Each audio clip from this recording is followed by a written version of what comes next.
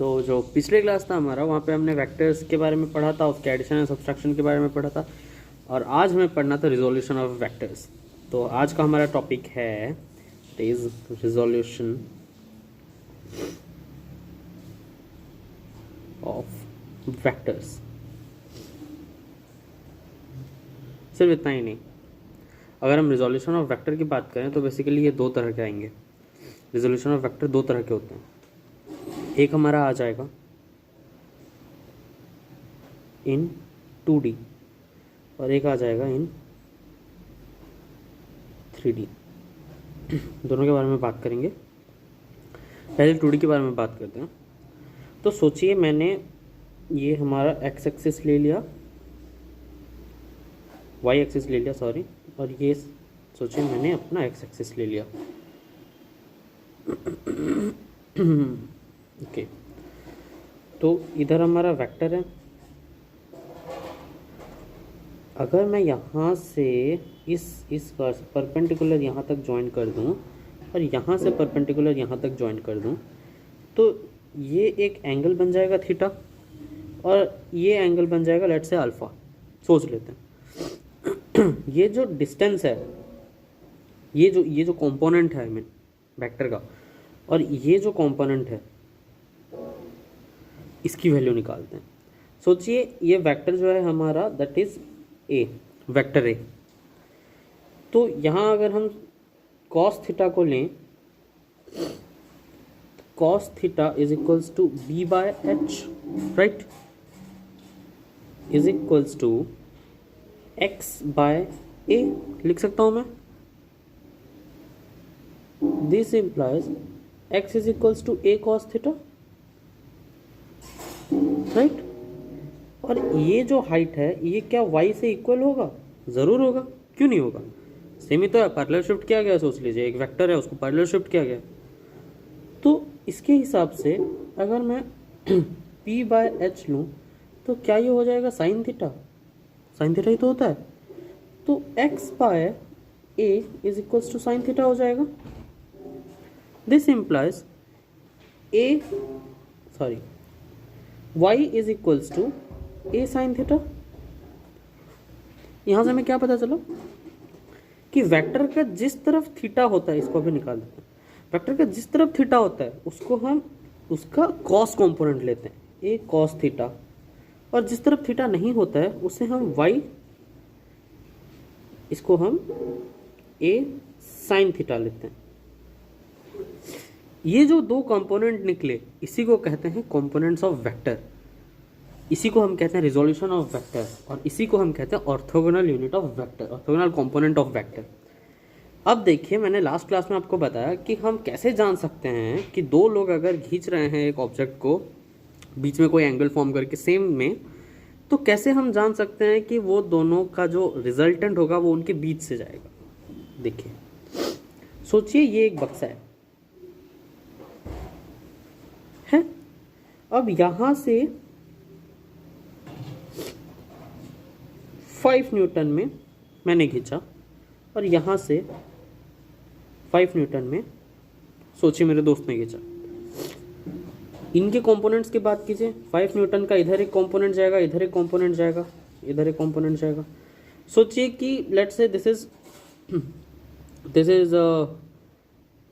30 degree, नहीं इसको 30 degree क्यों रखें, इसको 37 डिग्री रखते हैं।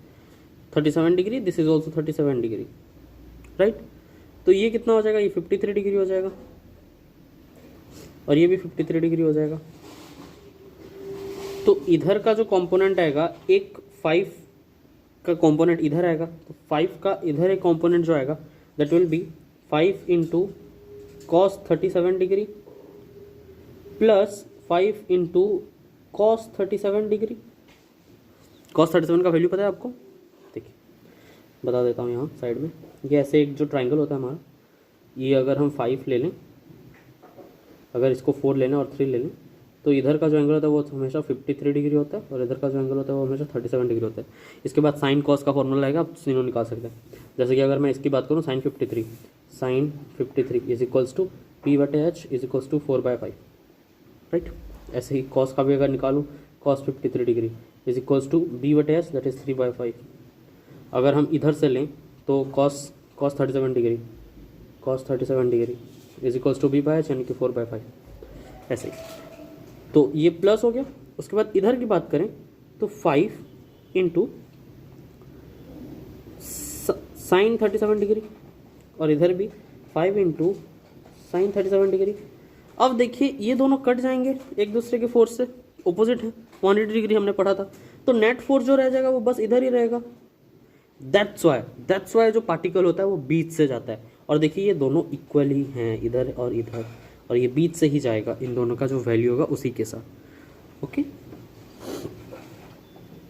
इतना ही था। और अगर हम बात करें तो जो इसका मैग्नीट्यूड होता है, जो अब इसको थोड़ा साइड में रख देते हैं, हम पढ़ रहे थे इसके बारे में, तो अभी मैं इसको चाहूँगा कि ये थोड़ा निकल जाए।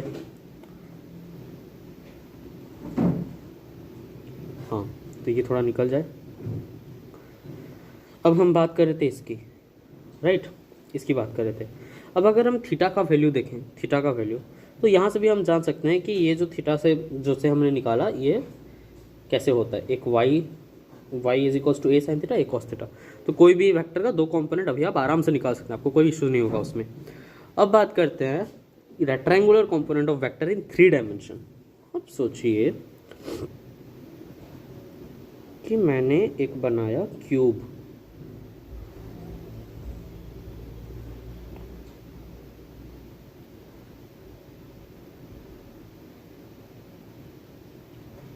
लेट्स से मैंने इसको ऐसे ज्वाइन कर लिया, इसको यहाँ से ज्वाइन कर लिया, इसको यहाँ से ज्वाइन कर लेते हैं, इसको यहाँ से ज्वाइन कर लेते हैं। अब ये हमारा एक्सिस बना लेते हैं, दिख रहा है आपको, ये 90 डिग्री, ये 90 डिग्री, ये एक्स, ये वाई और ये जेड। अब यहाँ से जो डायगोनल जाएगा यहाँ तक, सोचिए ये इसका रिजल्टेंट है, राइट। तो ये कैसे गया होगा इधर, पहले ये इधर आया कुछ डिस्टेंस, फिर इधर आया कुछ डिस्टेंस, फिर ऊपर चढ़ा कुछ डिस्टेंस, 3 एक्सिस में गया है। अब ये जो है इसको कैसे हम ब्रेक करें अलग अलग एक्सिस में।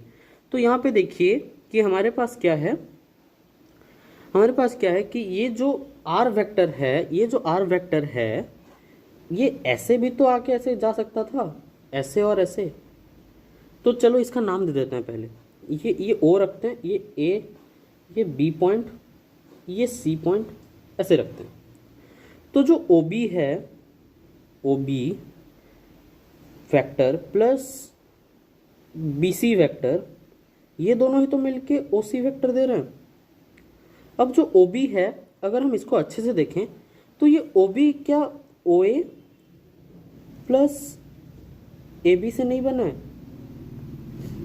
फिर प्लस बी सी, ये मिलके फिर ओ सी देगा, राइट है या नहीं। तो अगर हम अच्छे से देखें तो ये जो ओ सी वैक्टर हमारा था, जो टोटल डायगोनल वाला लेंथ वाला था, तो ये इक्वल्स टू, तो ऐसा हो गया ना कि ये ओ ए जो है, ये ओ ए जो है, ये जो लेंथ है, ये वाला जो लेंथ है, ए बी जो है वो ये वाला लेंथ है, और बी सी जो है वो ये वाला लेंथ है, राइट। अब अगर दोनों की बात करें तो अगर हम रिजल्टेंट की बात करें तो यहाँ रिजल्टेंट का क्या हो गया, is equals to x axis में अगर ए गया है, ये एक साइड अगर ए है तो ए x plus a Y plus a Z, ये तीनों मिलके ये दे रहे हैं। अब जो एक्स एक्सिस में गया है, जो एक्स एक्सिस में गया है उसको हम आई कैप, जे कैप और के कैप में बेस वेक्टर में नाम दें, यानी कि a i cap plus a j cap plus a k cap is equals to r vector, right. सब वेक्टर्स, राइट। अब अगर हम बात करें जो हमारा रिजल्टेंट वेक्टर निकला उसके एंगल के बारे में, तो हमें यहाँ साफ पता चलता है कि जो फिगर था वो कहाँ गया। अच्छा, मैं ये फिगर को कॉपी कर लेता हूँ, थोड़ा सा कॉपी इधर, आजा भाई, छोटा सा पेस्ट कर लेते हैं, पेस्ट छोटा कर लेंगे, ओके, ऐसे यहाँ रह जा, हाँ, अब हमें क्या निकालना है, हमें निकालना है यहाँ ये, इसमें से ये वाला angle, let's say this is alpha, इसमें से ये वाला angle, let's say this is beta, और इसमें से ये वाला angle, let's say this is theta, alpha beta theta. Alpha beta theta की अगर हम बात करें तो कॉस अल्फा को देखिए, cos alpha is equals to a x upon a, right. ये जो है इसको हम ए एक्स ले रहे हैं और ये जो है इसको आर ले रहे हैं, तो यहाँ पे हम लिख जाएंगे कि कहाँ गया, okay, a upon r. This implies जो हमारा ए वेक्टर है वो हो जाएगा आर कॉस अल्फा, जैसे वहाँ पे हमने क्या था, जैसे 2 डायमेंशन में क्या था वैसा ही तो हो जाएगा। मतलब इसका जो कंपोनेंट है इस तरफ, this is equals to r cos alpha, और इधर जो आएगा ऐसे ही आर कॉस थीटा हो जाए, आर कॉस थीटा हो जाएगा। एक और जो आएगा वो आर कॉस बीटा हो जाएगा, तीनों ऐसे हो जाएंगे। तो यहाँ से हमें ये पता चलता है कि चाहे कैसा भी हो, ये अगर मैंने एक्स एक्सेस, वाई एक्सेस, ये सोचिए इधर कैसे जेड एक्सेस बने, इधर जेड एक्सेस बने, जो रिजल्टेंट है आर, तो ये आर कॉस अल्फा, ये जो है आर कॉस थीटा हो जाएगा अगर ये थीटा है, और ये जो है ये आर कॉस बीटा हो जाएगा। दैट्स इट, इतने में ख़त्म। और क्या है इसमें, और है ये डायरेक्शन कोसाइन आपका ख़त्म हो गया, आपने सब कुछ जान लिया। अब हाँ, एक और चीज़, अच्छा अब देखिए कि ये जो आर है ना, इसका जो रिजल्टेंट है, ये तो आपको पता ही चल चुका होगा, इसका जो रिजल्टेंट है, जैसे वहाँ पे पिथागोरस में करते थे, क्योंकि वो 90 डिग्री था तो हम लोग क्या किया करते थे, 90 डिग्री में होता तो ए स्क्वायर प्लस बी स्क्वायर का रूट ओवर करके हम पिथागोरस में उसका रिजल्टेंट का वैल्यू निकाल लेते थे। यहाँ पे बस उतना कुछ नहीं करना है, यहाँ पे A square plus B square plus C square लेना, यानी कि इसको ऐसे भी लिख सकते हैं कि ए का एक्स वाला कॉम्पोनेंट का स्क्वायर प्लस ए का वाई वाला कॉम्पोनेंट का स्क्वायर प्लस ए का जेड वाला कॉम्पोनेंट का स्क्वायर का रूट ओवर, ये रिजल्टेंट का आपका मैग्नीट्यूड निकल जाएगा। और अगर हम बात करें तो एक अच्छा चीज़ है जो कि यहाँ पढ़ना है हमें बहुत अच्छा, जो रिजल्टेंट का स्क्वायर है, अगर मैं इसी से ही इसको रूट को इधर ले आऊँ स्क्वायर बन जाएगा इधर, तो रिजल्टेंट का जो स्क्वायर है that is equals to a x का स्क्वायर प्लस ए वाई का स्क्वायर प्लस ए जेड का स्क्वायर, यानी कि ए एक्स क्या था, अगर ये आर है तो ये आर कॉस अल्फा था, r square cos square alpha plus r square cos square beta plus r square cos square theta, ऐसा था। तो यहाँ पे जो होता है ना, यानी कि cos square alpha plus cos square beta plus cos square theta, ये 1 हो जाता है, क्योंकि ये आर कॉमन आएगा सबसे, आर बाय आर कट जाएगा, ये देखिए इज इक्वल टू ये आर स्क्वायर कॉमन ले आया मैं, और ये cos square alpha plus cos square beta plus cos square theta, ऐसे कर लिए। और ये इधर आर था, ये आर कट गया, इधर 1 रह गया, इज इक्वल्स टू 1। और इतने में हमारा ये टॉपिक जो है, छोटा सा टॉपिक था, खत्म होता है। That's it, bye bye, Tata.